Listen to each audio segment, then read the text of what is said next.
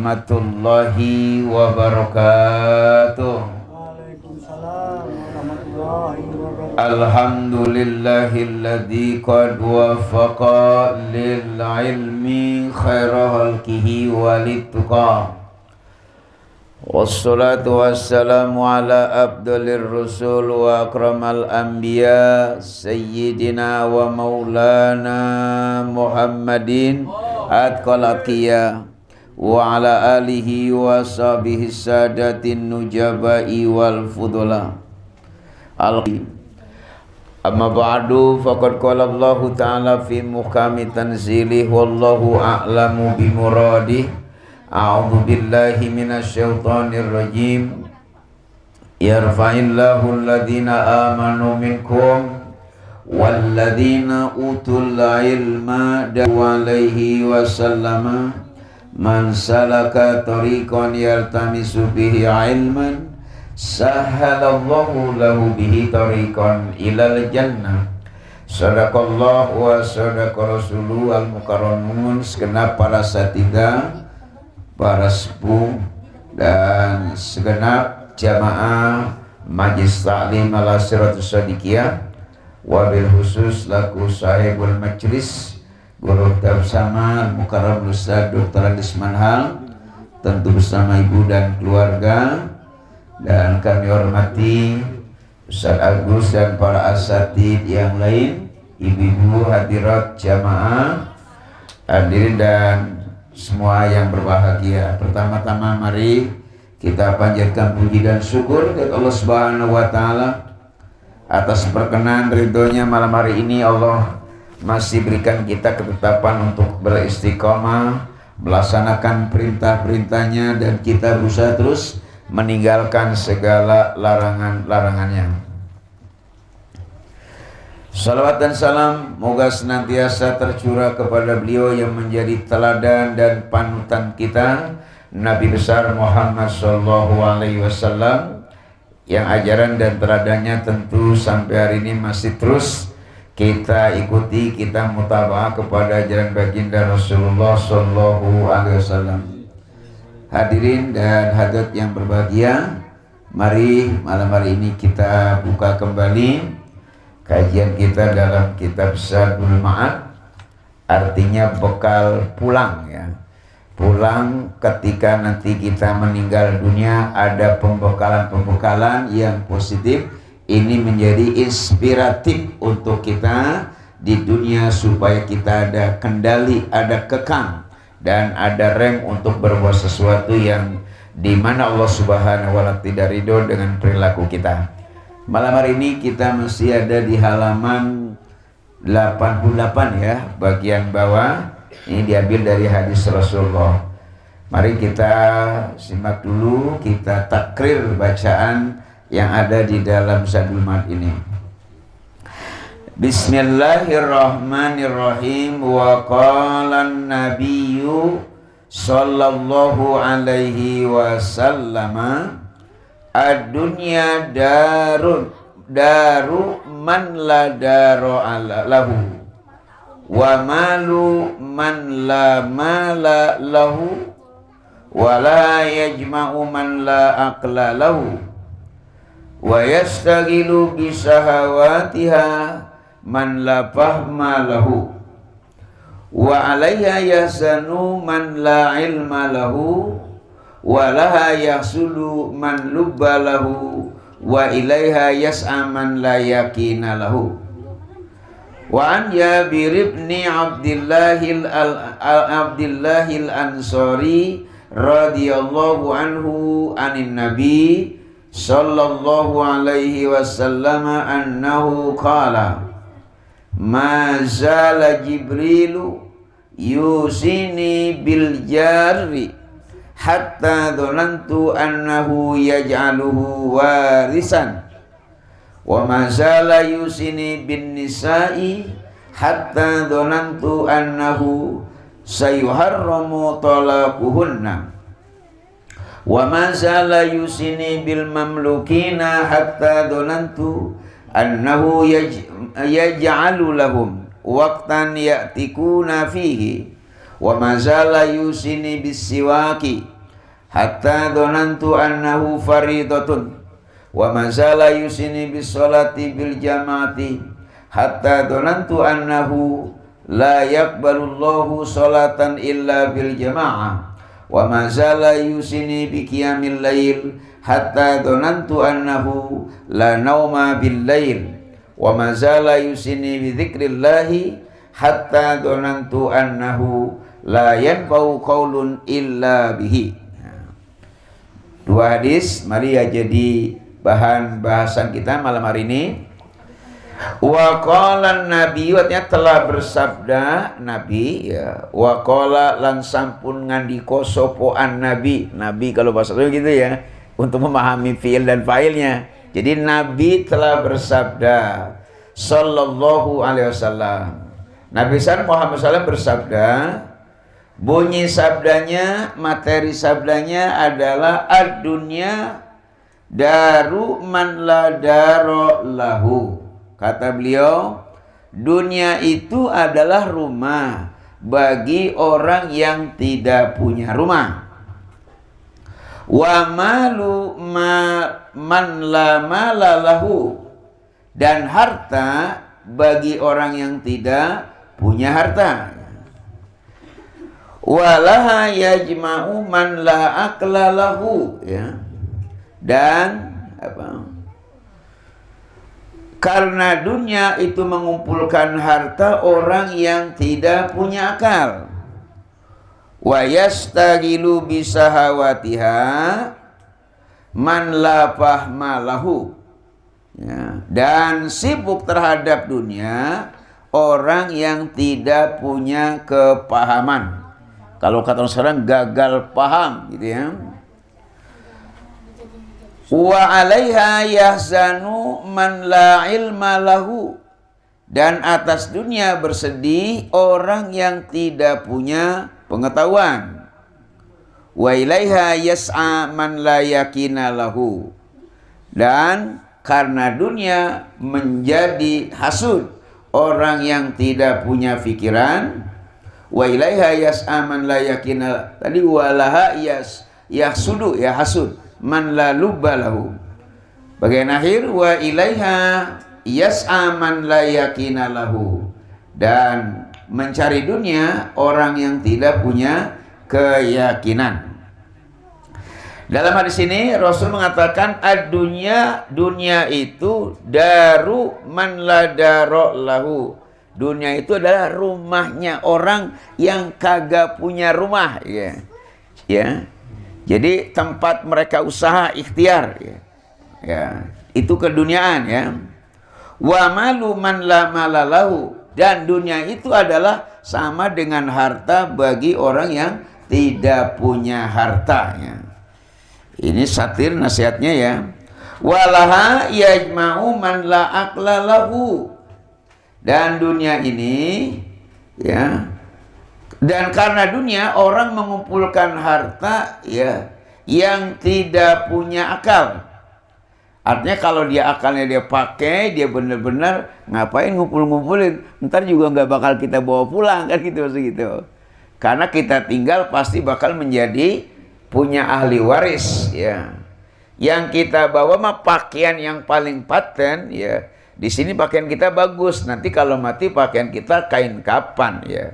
Rumah ke sini gedung bertingkat, nanti mah kuburan, kan gitu. Itu yang bakal kita bawa. Kain sepotong, malah kita nggak pernah bawa kartu ATM buat nyogok malaikat, ya kan? Nggak ada, itu nggak ada kesempatan di situ, ya. Ya. Terus dikatakan wa yastahilu bisahawatiha man la fahma lahu. Ada juga orang yang senantiasa sibuk terhadap dunia, ya, orang yang tidak punya kepahaman. Jadi orang yang terlalu sibuk dengan urusan dunia, hakikatnya dia tidak paham bahwa dunia ini cuma menjadi cobaan di dunia. Nanti bakal kembali ke sana. Apa bekal kita supaya kita betul-betul mencapai derajat ayyukum ahsanu amala. Wa 'alaiha yahzanu man la ilma lahu, ya.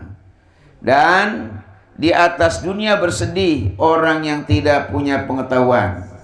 Artinya kita hidup di dunia ini betapa celakanya, betapa sedihnya andai kata kita tidak punya modal keilmuan. Sebab apa saja dengan ilmu kan, ya, untuk apa mencapai dunia kan, man aroda dunia fa alaihi bil ilmi, harus tahu, ditempuh dengan ilmunya. Wa man aradal akhirata juga fa alaihi bil ilmi, untuk mencapai ilmu keakhiratan juga kita dengan ilmu. Lah kalau kita mau dua-duanya, waman arodahuma, ya dua-duanya juga fa'alaihi bil ilmi, harus dengan ilmu. Ya, makanya ketika Sayyidina ditawarkan mau harta, tahta, ya keduniaan, ya tapi dia milihnya malah keilmuan. Makanya kecerdasan itu ya. Kalau dia cerdas dengan ilmu itu, dia bisa mengembangkan wawasannya ya. Ya sini kita beda aja kan, misalnya kalau orang-orang yang berilmu kadang-kadang ya kalau orang ilmunya kagak, ya jadi kulit sindang, ya kan, bawa pengki, ya makannya sepiring gede kan gitu, keringatnya ngucur-ngucur kan gitu. Ya paling sekali-kali di berempat orang, berapa duit kan dibagi empat. Tapi bagi orang yang punya ilmu, dia bukan pakai pacul, bukan pakai pengki, pakai pulpen, cuma nandain doang dikit, itu nol digeser, tadinya 10 juta jadi 100 juta kan gitu. Tuh karena ilmu tuh. Cuma persoalannya ilmunya digunakan di jalan benar atau tidak, ya kan? Bagi orang-orang yang di dunia perpajakan atau kepolisian, kan bisa main-mainan nol, apa aja bikin peraturan yang kira-kira bakal mendatangkan duit kan gitu. Misalnya lebih populer, bapak ibu yang punya motor udah kagak boleh lagi naik pakai sendal jepit, misalnya kan gitu. Ini kan peraturan supaya nanti ada manfaat komersialnya, ya kan? Ya rata-ratanya orang di kampung, ngapain gue pakai sepatu, orang ngajar wajib taklim kan gitu, pakai sendal jepit. Berarti kalau orang yang pintar dicari lagi, yang kagak boleh kan pakai sendal jepit, kita pakai bakyak aja kan gitu. Kalau pakai bakyak mau boleh, orang Indonesia kan sendal jepit kan gitu, ya. Kalau bakyak kita kagak jepit, tapi kaki kita yang dijepit kan gitu. Itu bedanya itu. Nah, orang dalam dunia pentas hukum kadang-kadang cari titik lemahnya, di mana nih, di mana kan gitu. Supaya dia ngeles sama hukum. Makanya untuk mempenjarakan orang-orang yang berilmu, apalagi itu dalam dunia apa hukum, sulit nangkepnya kan gitu. Bisa ngeles-ngeles no. No kayak Luhut ya kan, ya si Tumpul kan emang dia mah kalau pisau masih tumpul kan gitu. Itu kita lihat kan itu. Susah kan, ngelesnya pinter karena dia orang pinter kan gitu. Cuma suka membodohin orang lain. Di situ ya kan. Walaha yahsudu man lalu balahu, ya. Dan apa, karena dunia juga orang bisa menjadi berlaku hasud. Ya. Ya, orang yang tidak punya pikiran, senantiasa pikirannya hasud. Hasud itu apa sih? Kagak senang orang lain senang. Dulu yang kita bilang namanya SMOS, susah melihat orang senang. Itu hasud ya kan. Makanya ada hadis yang menyatakan ya iyyakum wal hasada. Fa innal hasada yakulul hasanatal anar al hatoba. Hati-hatilah kamu dengan berbuat hasud. Karena hasud itu dia seperti kayak api yang memakan kayu bakar. Maksudnya kalau api dimakan kayu bakar, jadi sia-sia, nggak bermanfaat. Karena dia jadi arang. Gitu. Amalan kita sebaik apapun, itu bakal jadi tekor. Makanya Rasul pernah nanya sama sahabat, atadruna minal muflis. Kalau bahasa kinanya, lu tahu kagak sama orang-orang yang tekor, orang yang pilot. Ya Rasul ya tahu lah siapa. Yang dia kagak punya duit. Nah itu jawaban kita. Ya enak gitu. Kata Rasul bukan itu. Yang disebut orang yang tekor itu, dia rajin sembahyang, rajin ngaji, kan itu sedekah, rajin, puasa hebat, puasa Senin Kemis, puasa Nabi Daud, laksanakan semua. Tekornya kenapa? Itu dikikis oleh perilaku dia karena berperilaku hasud. Kagak senang lihat orang lain senang itu, ya kan? Kalau yang bagus maka kita diajarin kan SMO itu senang melihat orang senang. Nih kita makanya suka karena guru ngajarin kayak begitu akhirnya kita kondangan yuk rame-rame kan gitu, ya kan?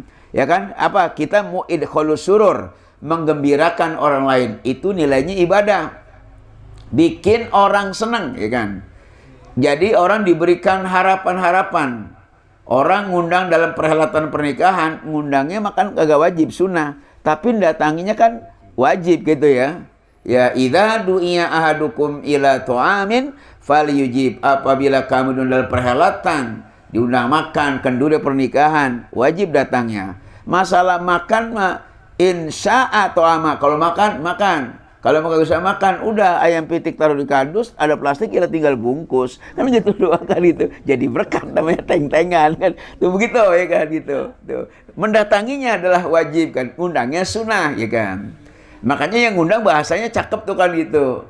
Dengan memohon rahmat dan ridho Allah. Kan nggak minta amplop. Memohon rahmat dan ridho Allah. Kami bermaksud akan merayakan proses pernikahan putra-putri kami yang bernama Al Pacino kawin dengan apa lagi Al Pacino. Alhamdulillah pemuda cedulur nongol gitu maksudnya. Nikah dengan siapa? Disebutin semua gitu.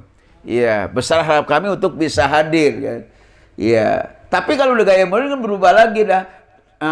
Dengan tidak mengurangi rasa hormat apabila istilahnya rasa untuk doa restu Anda tidak dengan karangan bunga, tapi ini nomor rekeningnya ya, kan gitu. Dikasih nomor rekening, lain lagi tuh, udah nilai komersial berarti kan, bisnis kan gitu ya kan. Padahal kita tuh mohon doa restu kan, bukan mohon 2.000 lu kagak laku kan gitu. Udah di topeng monyet kan gitu. Topeng monyet tadi sekarang udah 5.000, anak kita nih digiring lihat topeng monyet ya kan, bisa 5.000 habis.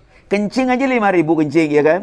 Kita kencing bayarnya udah 3.000 sekarang. Duitnya 5.000-an. Nggak ada kembalinya. Itu sama bagian toilet, Pak kencing aja lagi Pak. Jadi impas 5.000 tuh kan gitu. Tuh kencing bisa 5.000 ya kan gitu. Tuh tadi begitu. Jadi kita mencoba menghilangkan perasaan hasut. Sedikit ditampilkan di sinetron-sinetron ya. Zaman dulu ada istilahnya peran bagaimana Ibu Subangun. Kan, ya. Lawannya kan Mas Budiman kan itu ya kan. Ingat aja dulu sinetron begitu ya Bu kan gitu. Terus kemarin tukang bubur naik haji yang bikin sial dangkal kok ngaji ya kan istilahnya Pak Haji Muhyiddin sama orang hawanya empet aja Hansip berangkat umroh lah dia yang kongkiren kayak itu di duit dari mana tuh yang ngepet kali ya kan tuh bahasa yang kagak bagus kan gitu ya kan kesel aja tuh kan alhamdulillah Hansip gua bisa berangkat umroh aturan mah begitu punya tetangga tiba-tiba punya TV gede dari mana tuh dia TV gede banget kayak begitu kok juga nggak ngapain. Nah ini perasaan sewot mulu ya kayak begitu. Itu yang harus dihindari bakal menjadi tekor amalan kita kan gitu. Orang kan ngapain tiba-tiba bikin rumah tingkat, lah dia meriang kan gitu, ya kan? Beli mobil lagi yang mengkilat, aja masuk rumah sakit. Ini kan berarti kan di dunia aja kita sudah jadi masakot, jadi sulit karena apa? Hawanya konkuren mulu sama orang lain. Mendingan hidup ini kita sikapi aja dengan husnudzon, biarlah kita kagak silok dengan milik orang lain daripada milik kita dicuri orang, kan gitu, ya kan? Udah apa adanya, kita bersyukur, ya kan gitu. Kalau bersyukur tuh harusnya lihatnya ke bawah. Misalnya begini, ya tetangga kita punya mobil, jangan lihat yang punya mobil. Gue masih punya motor kan. Lah tetangga gue pakai sepeda kan gitu. Alhamdulillah saya masih jadi the best aktor. Tapi naik sepeda, sama naik motor kan gitu. Kan bisa begitu kan. Yang kagak punya motor, punya sepeda. Alhamdulillah aneh masih punya sepeda. No, tetangga kita mungkin jalan kaki kan gitu. Nah, kita masih syukur tuh. Yang masih bisa dengan berjalan kaki. Dibanding sama yang mereka di rumah aja kan tuh. Kita masih bisa berjalan kaki, masih cakep lagi. Bandingkan sama saudara kita yang hidupnya di bawah kursi roda. Ahlan wa sahlan lah Pak Jamil RC, silakan ya. Jadi kita nggak cemburu sama orang lain, gitu ya. Kita masih bisa berjalan ngetuk, masyan alal akdam namanya, jalan kaki. Ya, bahasa kitanya ngetuk kan gitu tuh. Itu masih bagus. Kalau kita mau bandingin sama saudara kita, ya kan, yang usianya sudah usia renta, hidupnya di dalam kursi roda, ngasonya di pohon semboja, dia kan masih berpikir mau surga apa neraka juga gak tahu kan gitu tuh. Makanya masih bersyukur ya kan. Nah, yang masih kursi roda masih bersyukur lagi. Nah, saudara kita ada yang sudah terbaring di rumah sakit, ya kan, yang udah ngap-ngap Senin Kemis. Lah kita kan kagak tahu tuh. Nih, makna syukur begitu. Pantesan makna tahadus bin nikmah syukur. Kalau dalam surat Ibrahim ayat 7 itu pakainya nun taukid sakilah ya la azidannakum tuh ya kan. Iya, itu kalau pakai itu jadi penekanan. Jadi orang yang pindah bersyukur sungguh akan kami tambah nikmatnya. Kita selalu baca doa bukan hanya wa yukafi'u tapi mazidah gitu. Kita jadi ustadz datang belakangan berkatnya 2 padahal kita belakangan kan gitu. Itu mazidahnya itu karena syukur nikmat. Wa amma bi nikmati rabbika fahadis. 32 kali kita disinggung di surat Ar-Rahman tuh ya. Kalau subuh kita dengar tuh orang-orang lagi baca nungguin buat tarhim buat subuh kan gitu ya. فَبِأَيِّ آلَاءِ رَبِّكُمَا تُكَذِّبَانِ. Tuh kalau saya mau lewat musolat muka radio tuh saya dengar tuh di masjid. Oh berarti apa nih? Kita mikirin tuh nikmat Tuhan mana lagi sih yang lu mau dustain? Nikmat Allah tuh banyak banget kan gitu. Nikmat dalam hidup kita ya kan? Nikmat dalam diri. Saya kan udah sering bilang dalam diri kitanya kalau kita syukuri nggak habis-habis nikmatnya tuh. Pantas Allah bilang wa in ta'uddu ni'matallahi la tuhsuha. Kalau kita mau bereken tentang nikmat Allah sulit ngerincinya ya kan itu. Kita punya 2 mata, 2 lubang telinga, 2 lubang hidung. Ini semua manfaat. 1 lubang mulut, 2 lubang bagian bawah, kubul dan dubur, kubul jalan depan, dubur yang jalan belakang, yang sudah salah gunakan nama si Emon. Itu kita lihat itu kan gitu. Manfaat semua. Coba mata kita nih burak dikit, katarak kan gitu. Udah nggak bisa bedain mana baik mana susah, ya kan. Sekarang kita masih bisa ngelihat, orang cakep amat rumahnya kan gitu. Masih bisa ngelihat TikTok gitu. Kan gitu tuh. Kita masih kita lihat tuh mata kita masih kita tajam. Ya. Tuh itu kuping kita masih bisa dengerin, ya kan. Kan ada perintah tuh kalau kita nggak bisa datang ke taklim, minimal masih dengar kan. Kun aliman, jadi kamu orang yang alim. Berarti kan narasumbernya orang alim memang kita kagak ngaji, misalkan kagak, udah muta'aliman. Masih mau mendatangi majlis ilmu, ya kan. Kan enak banget orang datang majelis alim cuma duduk doang, duduk manis.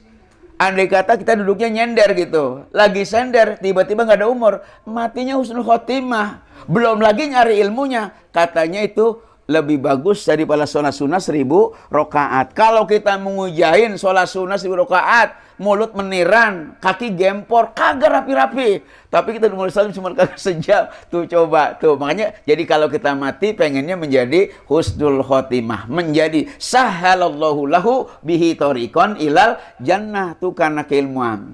Jadi kata ngaji itu nggak ada kata berhenti, nggak ada kelasan apa istilahnya S1, S2, S3, pokoknya terus saja. Minal mahdi ilal lahdi. Selama masih ada kesempatan, yuk ngaji terus gunakan. Itu ternyata filosofinya orang tua, yuk kita pada ngaji, yuk kita pada ngaji, gitu tuh. Ya, kata ngaji aja kan cakep, udah ngatur jiwa kita biar teratur dengan bentuk pengajian. Nah ini inspirasi yang bisa kita terima nih dari hadis Rasulullah tentang dunia tuh. Tadi ya supaya kita jangan berlaku hasud. Jadi hasud itu selalu konkuren terhadap kenikmatan orang lain. Kagak senang kalau orang lain punya kenikmatan. Dulu saya pernah menyimpulkan hidup itu ada 4 SMOS. Yang satu senang melihat orang senang, contohnya kita kondangan. SMOS susah melihat orang susah, contohnya kita ngelawat. Nah yang ketiga SMOS susah melihat orang senang, ini yang kagak boleh. Atau senang melihat orang susah. Sekarang banyak senang melihat orang susah tuh senang, atau senang melihat orang susah. Apalagi ya wa ilaiha yas'atu wa ilaiha yas'a man la yakina lahu, ya ada dan mengejar keduniaan orang tidak punya keyakinan, ya kan.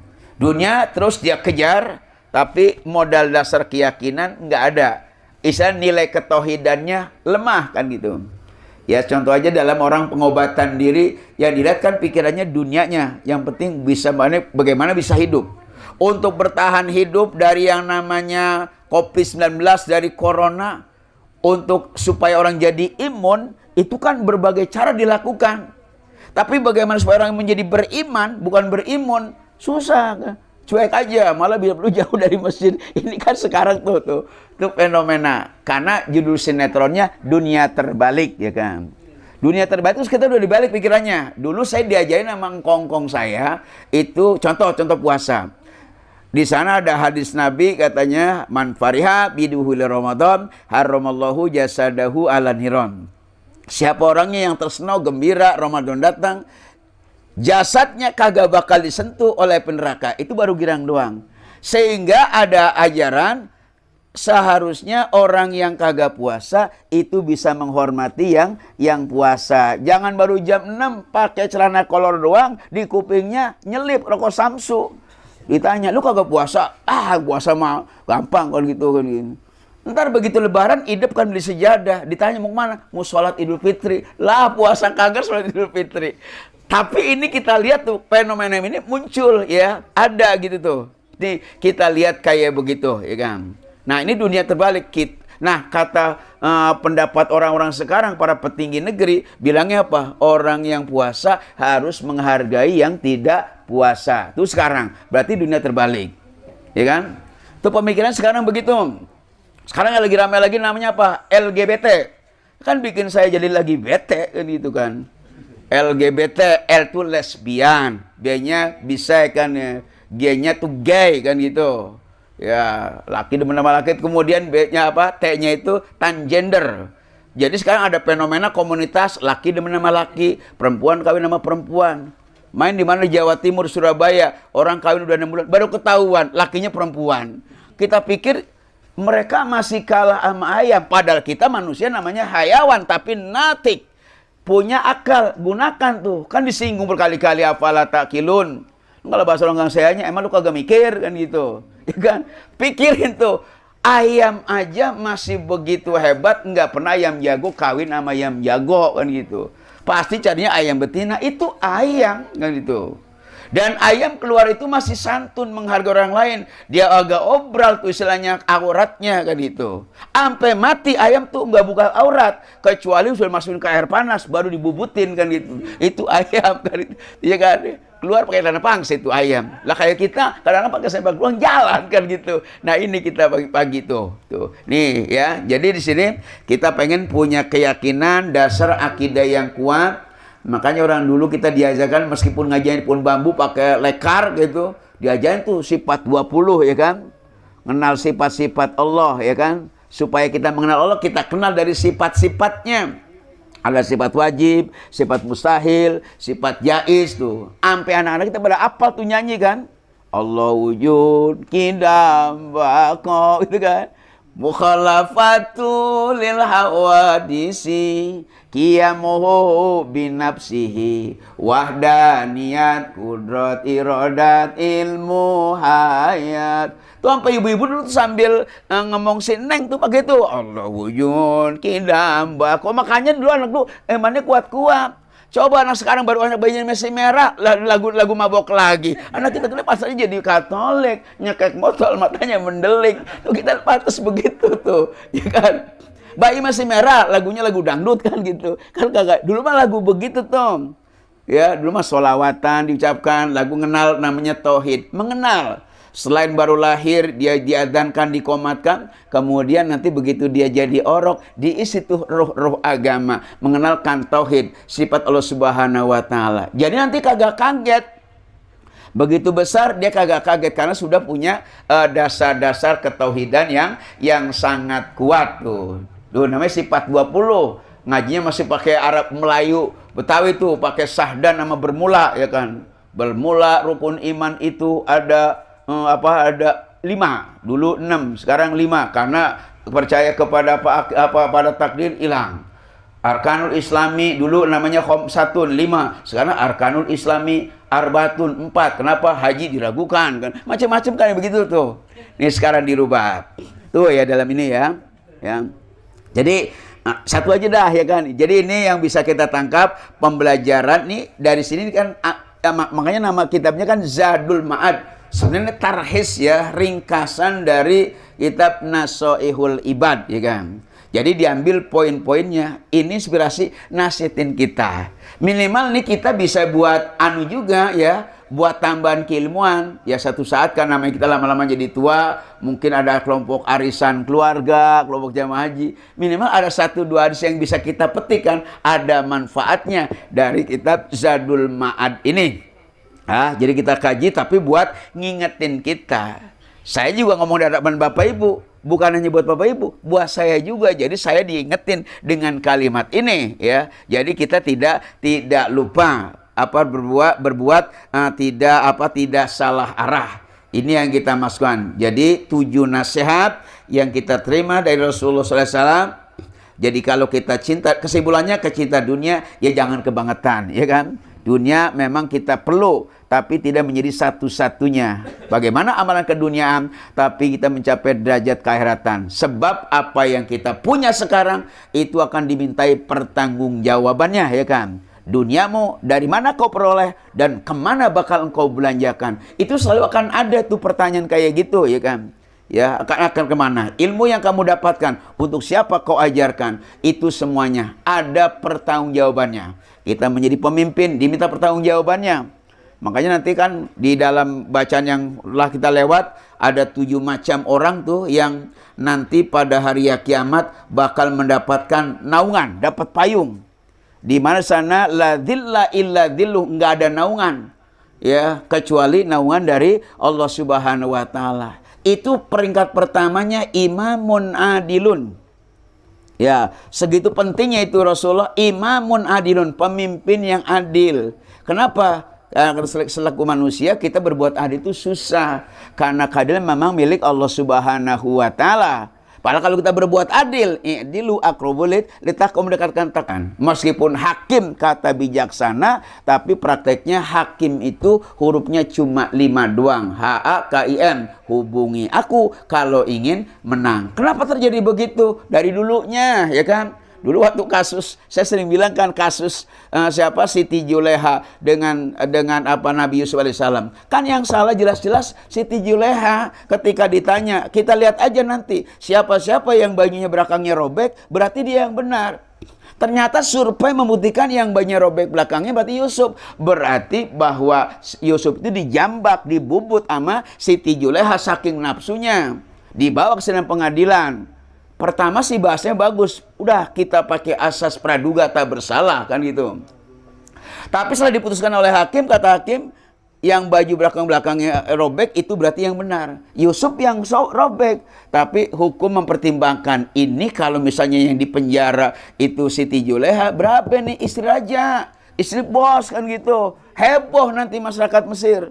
Jadi gimana? Kita pakai undang-undang baru, namanya oportunitas. Itu kan menjaga stabilitas. Ya kan, supaya orang pada diam.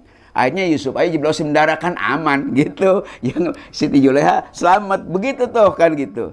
Tapi yang namanya hukum yang benar tetap akan benar kan gitu. Doa kita kan Allahumma aril haqqo. Tapi nanti Allah akan wujudkan gantinya dengan apa ya. Itu aja, terima kasih.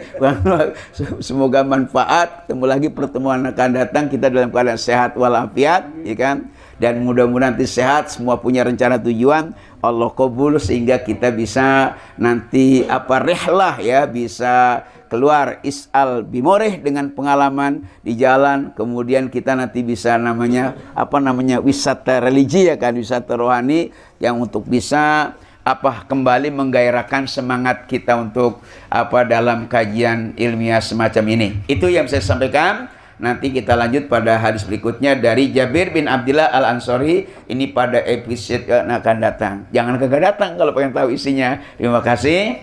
Wallahul muwaffiq ila aqwamit thoriq. Assalamualaikum warahmatullahi wabarakatuh. La ilaha illallah Muhammadur Rasulullah. Udah dikaji minggu. Udah dikaji. Isinya itu. Iya. Sini. Oh iya. Udah ya? Lewat. La ilaha illallah Muhammadur Rasulullah. La ilaha illallah.